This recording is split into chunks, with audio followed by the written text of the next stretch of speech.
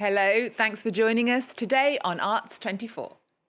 Let's get our vibrations going with a bit of this.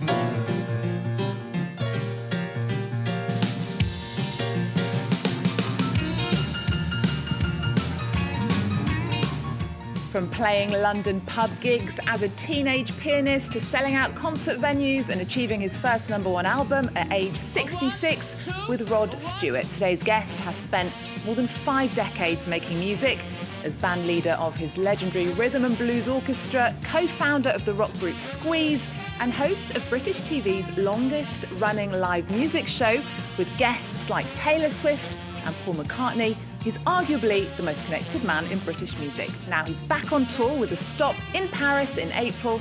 Welcome to Jools Holland. It's a pleasure to have you. Welcome to the show. Very nice to be here, Eve. How lovely. Nice to see you. Nice to see you. Now you're on a major European tour, more than 30 dates across the UK and Europe, with a stop in Paris at the Salle Pleyel on April the 23rd. Paris has always had this deep love affair with jazz and blues. What do you feel from a Paris audience that's different? I think the atmosphere, they're very open-minded people, I think, to sort of all, and it's also naturally the home of music of joy, which is sort of what we do. When I was about, the first time I ever went abroad anywhere, I came to Paris. My dad had to come to Paris to do some work, and I came with him. And when we were in London, just before we left, I had long, great big lank hair like this, very long sort of horrid hair, and he pushed me into a barber shop, which I wasn't. He said, "I've got to take you," and he pushed me into this shop, and I was suddenly forced to have my hair washed, and a man cut my hair, and I came out, and I had a huge sort of mullet and a bouffant, and I was really embarrassed by this. But I arrived in Paris. I was 15, and he took me to a little jazz club in a cellar, and I got up and played. And the old man playing, and I don't know what his name was, said to my dad, "This man," because my father could speak much better French than me, he said, "This young boy should have a career in music." And so my dad let me do that, all because of this man, this Frenchman in the cellar. So thank you, Paris, for getting me going, or giving me, And your giving me the haircut. green light. And your haircut, which unfortunately Yes. you don't have today, all these years later. Well, No, speaking... I can put it on in a moment. I've hung it up on the back of the door. Well, speaking of French audiences, I wanted to ask you about something I read on your website about the G8 summit in 1998, where you played the Beatles' All You Need Is Love. There's quite an amusing story about the French President Jacques Chirac. Tell us more. Dear Jacques Chirac, well, the thing was, we wanted to finish. It was a show for the G8, which is now the G20, which has lots, it was for the whatever the great nations. And Tony Blair was hosting it, and Bill Clinton was there. Boris Yeltsin was there. All of the great leaders of Europe and the sort of the 8 powerful nations, and President Clinton. And we thought a great song to play would be "All You Need Is Love." What's not to like there? It unites everybody. So we started playing it, and Jacques Chirac was there, and also all of the people, all the world leaders and their entourages were seated like this, very still, not really doing much. But when we played the beginning of "All You Need Is Love," Jacques Chirac mistook it, understandably, for the Marseillaise and stood up. And of course, when he stood up, so as not to create an international or a diplomatic incident, Tony Blair stands up, and then Mr. Clinton stands up, and then Boris Yeltsin he was just about able to stand up. And then we thought, what's going to happen now? And once they realised it was the song, so as not to look bad, they all started sort of dancing. And President and world leader dancing is very similar to dad dancing, which was rather endearing. But actually, we all thought afterwards, well, this is great, because let's face it, it's much better to have all the world leaders dancing together than having a row. We've actually achieved sort of magic here without realising it. Yeah, almost done on purpose. Well, you've had this incredible career, Jools. You achieved actually your first UK #1 album a couple of years ago in 2024 with Swing Fever alongside Rod Stewart. After 50 years in music, how did that feel? Quite a shock. We've sold quite a lot of records and stuff before, and had #2 records and what have you. But there is something great about #1. And what I've realised, of course, is the charts is, all musicians say, well, I'm not really interested in the charts. But as soon as you're in them, then you really are interested in them. It's great. So it was a fantastic feeling. And it was a great record, a very spontaneous record. It was made very, it was just us playing live with Rod singing songs he loved. And it had a great feel of love about it. So I was really pleased, you know, it was very simple. Well, let's take a listen. This is Almost Like Being in Love, performed in St Pancras Station.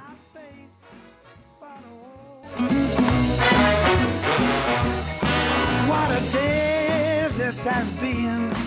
What a rare mood I'm in. Why, it's almost like being in love. There's a smile on my face for the whole human race. Why, it's almost like being in love. All the music of life seems to be, like a bell that is ringing for me. Jools, you have worked with so many stars, so many big names over the years. You've had them as guests on your live music show Later with Jools Holland. It's been running for more than 3 decades. But when the BBC first asked you to host it back, I don't know, 1992, did you have any idea it would become this institution it is today? No, I don't think. I don't think whenever you do something on the television, you always think it's going. If it's a series of something, probably the same for yourself, Eve. You think, well, this will have one series, and then it goes on, and then it goes on. I think the reason it stayed on is because it's not because of me. It's because of the music, and I think that the show has always been the servant of the songs and of the music and of the musicians. And that's why it sort of worked. And of course, there's always new music to enjoy, always something else to come out. We've had quite a lot of French artists, you know, as well as Carla Bruni. You know, we have Christine and the Queens, and you know, Red Car she is, Camille, Lou Dolan, Patricia Cass, Zaz. You know, there's been Camille. There's lots of different. You know, that bit of footage earlier with me and Rod at St Pancras. That was a great thing with the Eurostar. You could get very quickly and come on our show. So it's been international, you know. We've had, and we have all sorts of music. We don't just have like sort of one type of music, and I think that's what's kept it going. And so the remarkable thing is now that the show has one of the biggest archives of music in of the last sort of 35 years of all the great artists. Some who are no longer with us. Some of them are filmed at the beginning of their careers or whatever. It's an incredible thing to be a part of. You're so lucky. One performance that will resonate with our French audience, of course, you mentioned it there, is Carla Bruni on your stage in 2008, and then the First Lady of France. Let's take a look. And what is it about? I'm going to play Tu me calme, and it's a song about... Is that You Are My Drug, translated? You're my junk, you're my Yes. type, you're my cup of tea. Yes. It's about a love addiction. Yes. Yeah. Being addicted to love. Being addicted to someone in a toxic way and in a lovely way as well. Have you been in that situation yourself? Yes, indeed. Have you been in that situation yourself? Oh, I love being in that Yes. situation. I am now. So I think what we want to do now is move on. Also, now we're live now. Tu me calmes, mon toxique, ma volupté suprême. What do you remember about Carla Bruni being on the show, Jools? Well, she was great. I mean, I remember it's very exciting to have. I can't remember who else was on the show, but the point would be that she would be complete contrast to whoever else we had on the show. That's the great thing about it. So you'd have had. So Carla was on doing her song, which was fantastic, but then you might have had like a reggae group in the corner, which would have been the opposite. And I do remember, actually, it was great.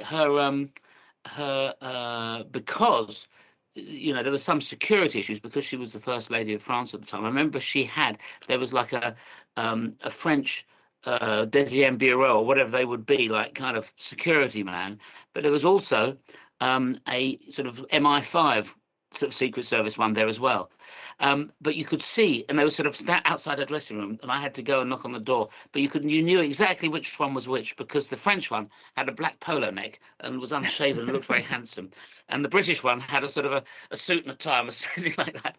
So I remember the security men standing there. But she was great. It was a great thing to invite somebody it's an international music is an international thing, so it's very important to have music from all the music comes from, and Carla was a great example of that. Yeah. I want to ask you a bit about music today. Of course, AI can now generate music in seconds. What do you make of that as someone who's spent a lifetime championing live human performance? Well, I think it's all very well, but AI doesn't really have the humanity. So when AI can throw a television set out of a hotel window, and put a Rolls Royce into a swimming pool, then I might be interested. But until then, it doesn't have that side to it. I'll be very worried when it does. You have said that great talent is very rare in every era and that musicians need to be poets in their work, citing Amy Winehouse and Paul Weller as examples. Looking at the music landscape right now, who is giving you that feeling? I think there's always great people, and I think what I meant by that really is that Olivia Dean at the moment is really great. We just recorded something with Jessie J, and she's young and great, So there's always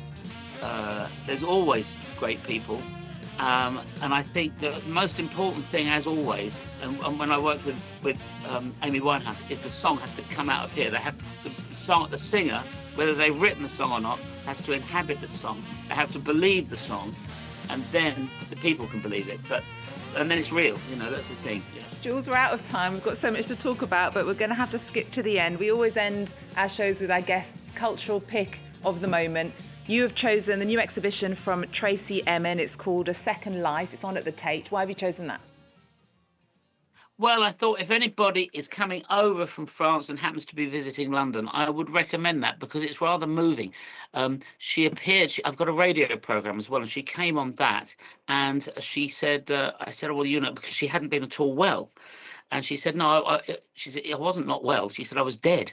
And I'm just about alive. And so when somebody's been in that situation, the art that they make is something that's quite spectacular. So it's a look back at a lot of the things she's done, but it's it's sort of what her recent work.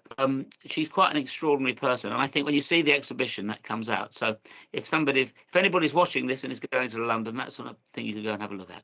Okay, well, Tracey Emin's exhibition, A Second Life, is on at the Tate until the end of August. Thank you so much, Jools Holland. It's been a pleasure to have you on the show, still touring, still playing, still making music irresistible. And we'll see you at the Salle Pleyel in Paris on the 23rd of April. Thank you so much. Thanks. Thanks, Eve. And thank you at home for joining us. See you next time.